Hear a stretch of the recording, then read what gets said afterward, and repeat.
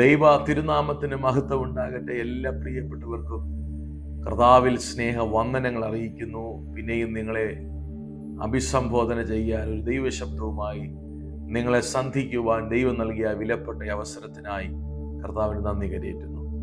ഒരു ഭക്തനെ ഏറ്റവും കൂടുതൽ ആശയക്കുഴപ്പത്തിലാക്കുന്ന, ഏറ്റവും വിഷമിപ്പിക്കുന്ന സമയമെന്ന് പറയുന്നത് ദൈവത്തിൻ്റെ മൗനമാണ്.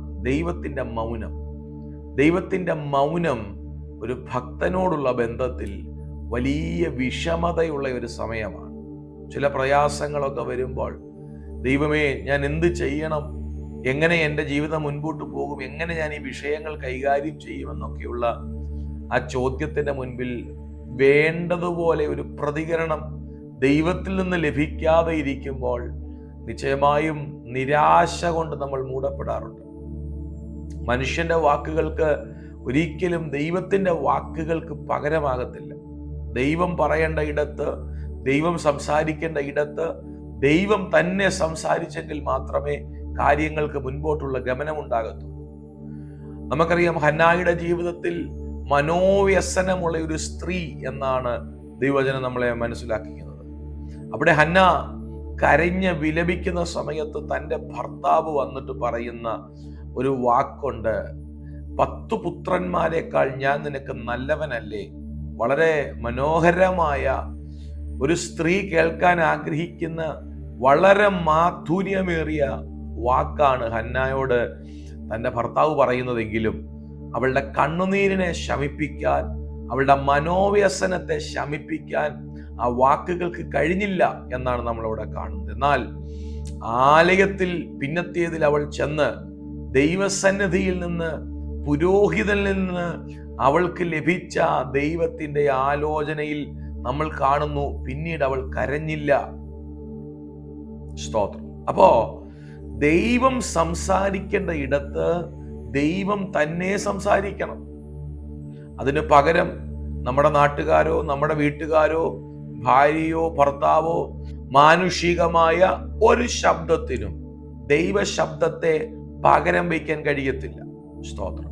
അപ്പൊ ഞാൻ പറഞ്ഞു വന്നത്, സ്തോത്രം, ചില സമയങ്ങളിൽ ഭക്തനെ വിഷമഘട്ടത്തിലാക്കുന്ന ഒരു കാര്യമാണ് ദൈവത്തിന്റെ മൗനമെന്ന് പറയുന്നത്. ദൈവം ഇടപെടേണ്ടിടത്ത്, ദൈവം സംസാരിക്കേണ്ട ഇടത്ത് ദൈവം തന്നെ സംസാരിച്ചാലേ പറ്റത്തുള്ളൂ. അതിന് പകരം ആരൊക്കെ എന്തൊക്കെ പറഞ്ഞാലും അതിന് പകരമാകത്തില്ല. സ്തോത്രം. ഹന്നായുടെ ജീവിതം അതിന് ഒരു വലിയ ഉദാഹരണം തന്നെയാണ്. ഏലി പുരോഹിതൻ പറയുന്ന വാക്കുകൾ, ദൈവാലോചന അവളുടെ ജീവിതത്തിൽ അവൾക്ക് ആശ്വാസം പകരുകയാണ്. സ്തോത്രം. നമ്മുടെയൊക്കെ ജീവിതത്തിലും ചിലപ്പോൾ ഇങ്ങനെയുള്ള അനുഭവങ്ങൾ ഉണ്ടാകാറുണ്ട്. ഓടിച്ചെന്ന് ദൈവസന്നിധിയിൽ പ്രാർത്ഥിക്കും, കർത്താവേ, ഈ വിഷയത്തിന് എന്നോടൊന്ന് അരുളി ചെയ്യണം. എങ്ങനെയാ ഞാൻ ഈ വിഷയത്തെ കൈകാര്യം ചെയ്യേണ്ടത്, ഞാൻ എങ്ങനെ മുൻപോട്ട് പോകണം, ഒന്ന് പറയണേ, ഒന്ന് അരുളപ്പാട് അറിയിക്കണേ എന്ന് പറഞ്ഞ് ദൈവസന്നിധിയിൽ നമ്മൾ പ്രാർത്ഥിക്കുമ്പോൾ ഒരു പ്രതികരണവും ചില സമയങ്ങളിൽ ഉണ്ടാകാറില്ല. നിരാശയുണ്ടാകാറുണ്ടല്ലേ? ദൈവമേ, എന്താ നീ എന്നോടൊന്നും മിണ്ടാത്തെ? ഈ വിഷയത്തിൽ ദൈവം എന്നോടൊന്നും സംസാരിക്കുന്നില്ലല്ലോ, ഈ വിഷയത്തിൽ ദൈവം എന്നോടൊന്നും ഇടപെടുന്നില്ലല്ലോ. ആ സമയത്തുണ്ടാകുന്ന വേദന വലുതാണ്. 83-ാം സങ്കീർത്തനത്തിന്റെ 1-ാം വാക്യത്തിൽ ആസാഫ് പറയുന്ന ഒരു വാക്കുണ്ട്, ആമേൻ, ദൈവമേ മിണ്ടാതിരിക്കരുതേ, ദൈവമേ മൗനമായും സ്വസ്ഥമായും ഇരിക്കരുതേ. ആസാഫ് പ്രാണവേദനയിൽ ദൈവമായ യഹോവയോട് പ്രാർത്ഥിക്കുക, എൻ്റെ ദൈവമേ, നീ മിണ്ടാതിരിക്കരുത്, മൗനമായിരിക്കരുത്. ദൈവത്തിന്റെ മൗനം ഭയങ്കര വേദന ഉളവാക്കുന്നതാണ്. സ്തോത്രം. പ്രയാസങ്ങളുടെ നടുവിൽ, പ്രതിസന്ധികളുടെ നടുവിൽ, ഒറ്റപ്പെടലുകളുടെ നടുവിൽ ദൈവശബ്ദം ലഭിക്കാതെ വരുമ്പോൾ ഭക്തൻ കുഴഞ്ഞു പോകാറുണ്ട്, ഭക്തൻ ആശയക്കുഴപ്പത്തിലാകാറുണ്ട്. നിങ്ങൾ അങ്ങനെയുള്ള സാഹചര്യത്തിലൂടെ കടന്നു പോകുന്ന ഒരു വ്യക്തിയാണെങ്കിൽ ഇപ്പോൾ പ്രാർത്ഥിക്കുക, കർത്താവേ, ഈ വിഷയത്തിൽ അങ്ങ് മിണ്ടാതിരിക്കരുത്, അങ്ങ് മൗനമായി ഇരിക്കരുത്. ആസാഫ് അങ്ങനെ പ്രാർത്ഥിക്കാനുള്ള കാരണം എന്നാ? ഇതാ നിന്റെ ശത്രുക്കൾ കലഹിക്കുന്നു, നിന്നെ പകയ്ക്കുന്നവർ തല ഉയർത്തുന്നു. ശത്രു എഴുന്നേൽക്കുകയാ, ശത്രു ആരവാരത്തോടെ തനിക്ക് നേരെ പുറപ്പെട്ടു വരികയാ. പ്രയാസങ്ങളിൽ ആമേൻ, തിരമാലകൾ പോലെ ഒന്നിനു പുറകെ പ്രതിസന്ധികൾ ആഞ്ഞടിച്ച് കയറുമ്പോ ദൈവപൈതലിന്റെ പ്രാർത്ഥന, കർത്താവേ, ഈ വിഷയത്തിൽ അങ്ങൊന്ന് ഇടപെട്ടേ പറ്റത്തുള്ളൂ. നീ മൗനമായി സ്വസ്ഥമായും ഇരിക്കരുതേ, മിണ്ടാതിരിക്കരുതേ. മാത്രമല്ല 28-ാം സങ്കീർത്തനത്തിന്റെ 1-ാം വാക്യത്തിലേക്ക് വരുമ്പോൾ ദാവീദും ഇതേ പ്രാർത്ഥന പ്രാർത്ഥിക്കുന്നതായി നമുക്ക് കാണാൻ കഴിയും. യഹോവേ, ഞാൻ നിന്നെ വിളിച്ചപേക്ഷിക്കുന്നു, എന്റെ പാറയായുള്ളോവേ, നീ കേൾക്കാതിരിക്കരുതേ, നീ മിണ്ടാതിരുന്നിട്ട് ഞാൻ കുഴിയിൽ ഇറങ്ങുന്നവരെ പോലെ ആകാതിരിപ്പാൻ തന്നെ. ആസാഫ് പ്രാർത്ഥിക്കുക മാത്രമല്ല, ദാവീദും പ്രാർത്ഥിക്കുകയാണ്. യഹോവേ, എന്റെ ദൈവമേ, നീ കേൾക്കാതിരിക്കരുതേ, നീ മൗനമായിരിക്കരുതേ, നീ മിണ്ടാതിരിക്കരുതേ. നീ മൗനമായിരുന്നാൽ, നീ മിണ്ടാതിരുന്നാൽ എന്റെ അവസ്ഥ എന്താ? ഞാൻ കുഴിയിൽ ഇറങ്ങുന്നവരെ പോലെ ആകാതിരിപ്പാൻ തന്നെ. അവിടെയാ കുഴി എന്ന വാക്ക് നമ്മൾ ലളിതമായി ചിന്തിക്കുന്ന ഒരർത്ഥമല്ല. കുഴി എന്ന വാക്കിന് ഭയാനകരമായ മരണഭീതിയുള്ള വാക്കുന്ന, അപകടം നിറഞ്ഞ, പ്രതീക്ഷകളില്ലാത്ത, പ്രതീക്ഷ അറ്റുപോയ, സാധ്യതകളില്ലാത്ത, ആമേൻ, യാതൊരുവിധ സന്തോഷവും നൽകാത്ത, ഇരുണ്ടു മൂടിക്കിടക്കുന്ന അന്ധകാര നിബിഡമായ ഒരു സാഹചര്യമാണ് ആമേൻ ഭക്തൻ അവിടെ ആമേൻ നമ്മോട് ഇടപെടുന്നത്. സ്തോത്രം.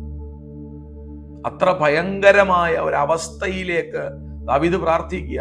അത്ര ഭീകരമായ ഒരവസ്ഥയിലേക്ക്, കർത്താവേ, നീ എന്നെ വിടരുത്, നിന്റെ മൗനം, ആമേൻ, നീ മിണ്ടാതിരിക്കുന്നത്, സ്തോത്രം, ഞാൻ അങ്ങനെ ഒരു അവസ്ഥയിലായി പോകും എന്നാണ് ദാവീദ് പ്രാർത്ഥിക്കുന്നത്. ഇന്ന് ഈ സമയത്തും എന്നെ കേൾക്കുന്ന ദൈവപൈതലേ, ദൈവത്തിന്റെ മൗനം വളരെ ഭയമുളവാക്കുന്നതാണ്. എന്നാൽ ഞാൻ കർത്താവിന്റെ സാന്നിധ്യം അനുഭവിക്കുന്ന ദൈവമക്കൾ, ഞാൻ ഈ സമയം പറയട്ടെ, ദൈവത്തിന്റെ മൗനം നമ്മെ നശിപ്പിക്കാനല്ല, ദൈവത്തിന്റെ മൗനം നമ്മെ തകർക്കാനല്ല, ദൈവത്തിന്റെ മൗനം നമ്മളെ ഇല്ലാതാക്കാനല്ല. സ്തോത്രം. ദൈവത്തിന്റെ മൗനം, പ്രിയരെ, ദൈവത്തിന്റെ സ്നേഹമാണ് എന്ന് സെഫന്യാവിൽ നമ്മൾ വായിക്കുന്നുണ്ട്. സ്തോത്രം.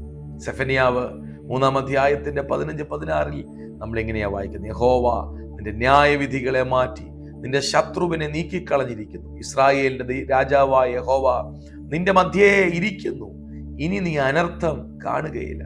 സ്തോത്രം. അടുത്ത വാക്യം, അന്നാളിൽ അവർ യെരൂശലേമിനോട് ഭയപ്പെടരുതെന്നും സിയോനോട് അധൈര്യപ്പെടരുതെന്നും പറയും. അടുത്ത വാക്യം ശ്രദ്ധിച്ചേ, നിന്റെ ദൈവമായ യഹോവ രക്ഷിക്കുന്ന വീരനായി നിന്റെ മധ്യേ ഇരിക്കുന്നു, അവൻ നിന്നിൽ അത്യന്തം സന്തോഷിക്കും, തന്റെ സ്നേഹത്തിൽ അവൻ മിണ്ടാതിരിക്കുന്നു. തന്റെ സ്നേഹത്തിൽ അവൻ മിണ്ടാതിരിക്കുന്നു. വളരെ വിരോധാഭാസമായി നമുക്ക് തോന്നും. സാധാരണ സ്നേഹമുള്ളവരൊക്കെ പറഞ്ഞാശ്വസിപ്പിക്കാറല്ലേ ഉള്ളത്. സ്നേഹമുണ്ടെന്ന് പറഞ്ഞ് മിണ്ടാതിരിക്കുവാണോ ചെയ്യേണ്ടത്? സ്തോത്രം. ദൈവത്തിന്റെ പ്രത്യേകത അതാ പ്രിയരെ. സ്തോത്രം. നമുക്ക് തോന്നും ദൈവം മിണ്ടാതിരിക്കുക, ദൈവം, സ്തോത്രം, ആമേൻ, എന്താ മൗനമായിരിക്കുന്നേ? ദൈവം തന്റെ സ്നേഹത്തിൽ മിണ്ടാതിരിക്കുന്നു. അവൻ നമ്മളെ കരുതുന്നവനാണ്, അവൻ നമ്മെ ബലപ്പെടുത്തുന്നവനാണ്, അവൻ നമ്മെ ശക്തീകരിക്കുന്നവനാണ്, അവൻ നമ്മൾക്ക് വേണ്ടി അത്ഭുതങ്ങളെ ചെയ്യുന്നവനാണ്. അതുകൊണ്ട് ഈ ദിവസങ്ങളിൽ ദൈവസന്നിധിയിൽ നിലവിളിക്കുക, പ്രാർത്ഥിക്കുക.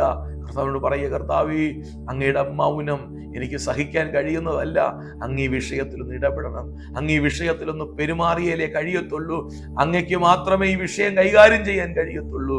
അതുകൊണ്ട് അങ്ങയുടെ മൗനം വെടിഞ്ഞ്, അങ്ങയുടെ സ്വസ്ഥത വെടിഞ്ഞ്, അങ്ങയുടെ കർത്താവെ പ്രവൃത്തി എനിക്ക് വേണ്ടി വെളിപ്പെടുത്തണമേ എന്ന് ഇത്തരണത്തിൽ നമുക്ക് പ്രാർത്ഥിക്കാം. ദൈവത്തിന്റെ മൗനം ഒരു ഭക്തനെ ആശയക്കുഴപ്പത്തിലാക്കും. എന്നാൽ അതിന്റെ മറുഭാഗം കൂടെ നിങ്ങൾ കേൾക്കുക, അവൻ തന്റെ സ്നേഹത്തിൽ മിണ്ടാതിരിക്കുന്നു. അപ്പൊ ദൈവം മിണ്ടാതിരുന്നാലും ഒരു കാര്യം ഉറപ്പാ, ദൈവം നമ്മളെ കൈവിടത്തില്ല, ദൈവം നമ്മളെ ഉപേക്ഷിക്കത്തില്ല.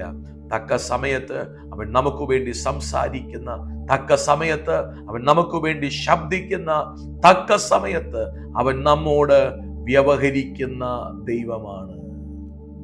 കണ്ണുകളടച്ചാട്ടെ, പ്രാർത്ഥിക്കാം. പ്രിയ പിതാവേ, ഞങ്ങൾ ഈ സമയം അങ്ങേ നന്ദി നിറഞ്ഞ ഹൃദയത്തോടെ സ്തുതിക്കുന്നു. അങ്ങയുടെ വലിയ സ്നേഹത്തിനായി സ്തോത്രം. പലപ്പോഴും ഞങ്ങൾ ആശയക്കുഴപ്പത്തിലാകാറുണ്ട്. ദൈവം എന്താ മിണ്ടാത്തെ? ദൈവം എന്താ ഈ വിഷയത്തിൽ സംസാരിക്കാത്തെ?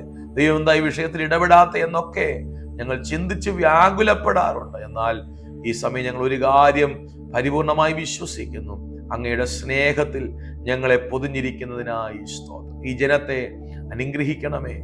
ദൈവം അവർക്ക് വേണ്ടി ശബ്ദിക്കണമേ. ദൈവത്തിന്റെ ശബ്ദം അവർക്ക് വേണ്ടി മുഴക്കണമേ എന്ന് ഞങ്ങൾ അങ്ങയോട് പ്രാർത്ഥിക്കുന്നു. കർത്താവ് സഹായിക്കും, ബലപ്പെടുത്തും, അനുഗ്രഹിക്കുന്നു. യേശുവിൻ നാമത്തിൽ തന്നെ ആമേൻ. കർത്താവ് എല്ലാവരെയും സമൃദ്ധിയായി അനുഗ്രഹിക്കുമാറാകട്ടെ. ആമേൻ.